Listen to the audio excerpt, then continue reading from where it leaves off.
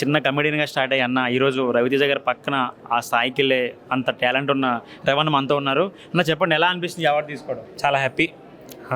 కళారాజు వాళ్ళకి thank you so much. ఇలాంటి events cinema బతుకున్నంతకాలం చేయాలండి, తప్పకుండా చేయండి.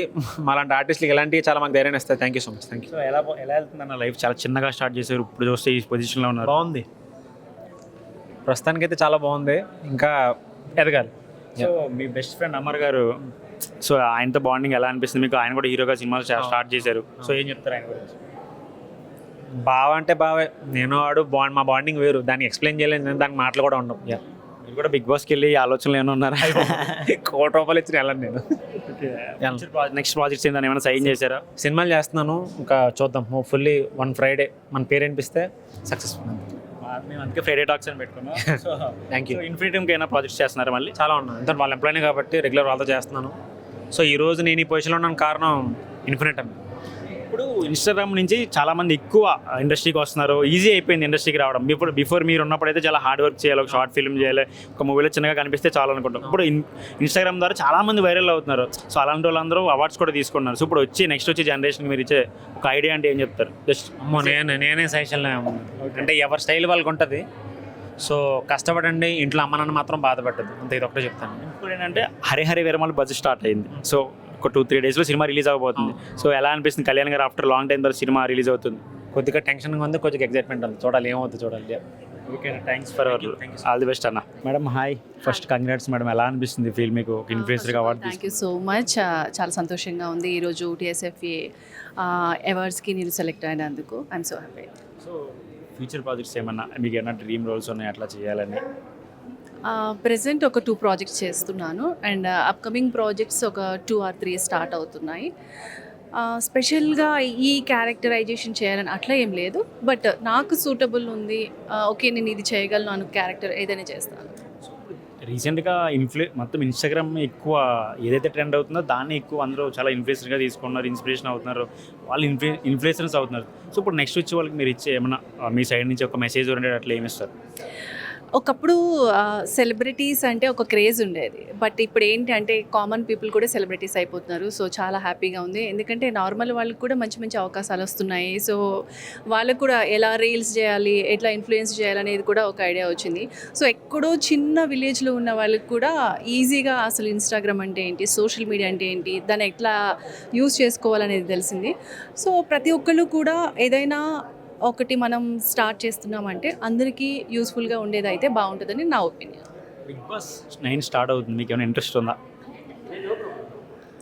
ప్రజెంట్ సోషల్ మీడియాలో చూశాను నేను బిగ్ బాస్కి వెళ్తున్నాను అని చెప్పేసి, బట్ తెలియదు, ఇంకా క్లారిటీ లేదు, చూద్దాం. సో బస్ క్రియేట్ చేశారంటారు ఎవరైనా? ఏమో చేసి ఉండొచ్చు, చెప్పలేము. Okay ma'am, thank you so much. Hello ma'am, how are you? ఎలా ఉన్నారు?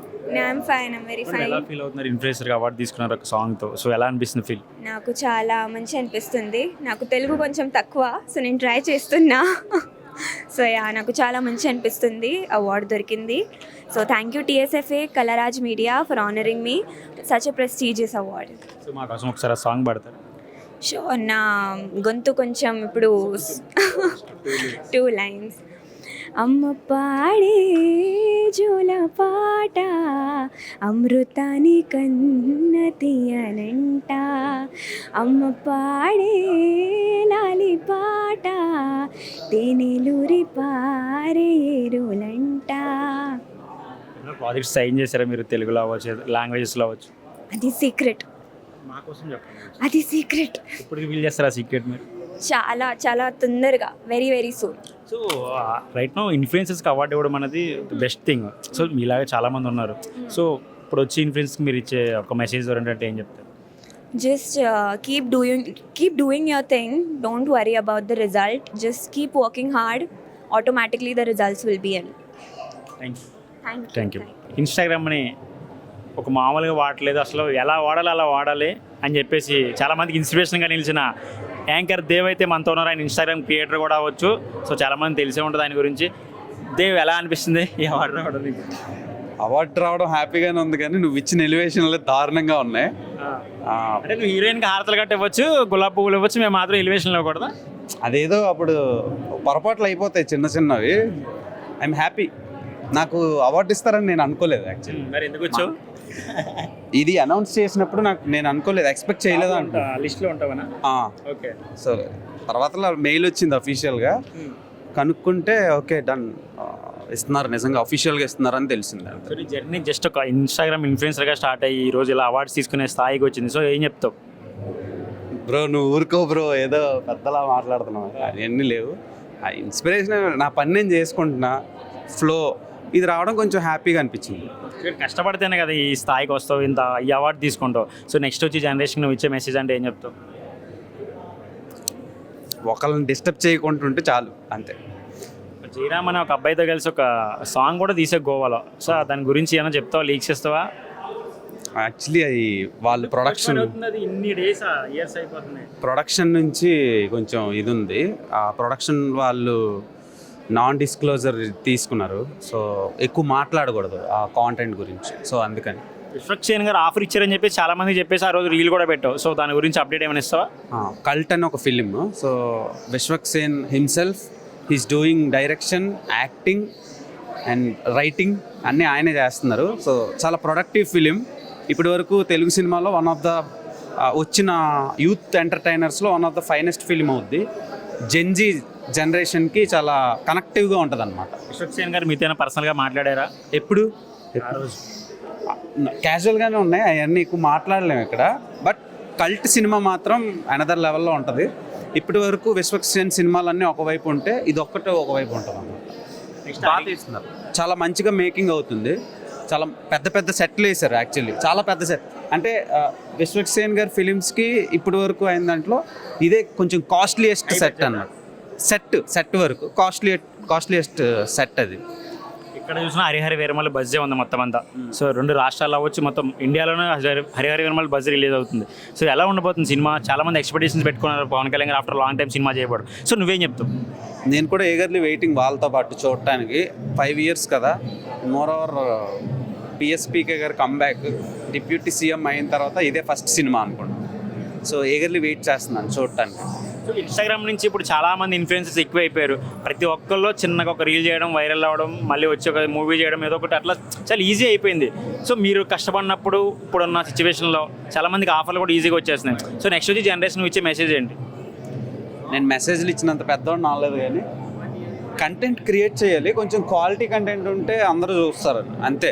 అంటే ఇప్పుడు అది ఎలాంటి కంటెంట్ అయినా కొంచెం న్యూడిటీ, కొంచెం సెన్సిబిలిటీస్కి దగ్గరగా టచ్ కాకుండా ఏదో కామిక్ వేలో చెప్పొచ్చు, ఫన్నీ వేలో చెప్పొచ్చు, కొంచెం కాంట్రవర్షియల్గా చెప్పుకోవచ్చు. కానీ మరి న్యూడిటీ ఇవన్నీ ఎక్కువైపోయి, సెక్షువాలిటీ న్యూడిటీ ఎక్కువైపోతే కొంచెం ఇబ్బంది నెక్స్ట్ జనరేషన్ కూడా.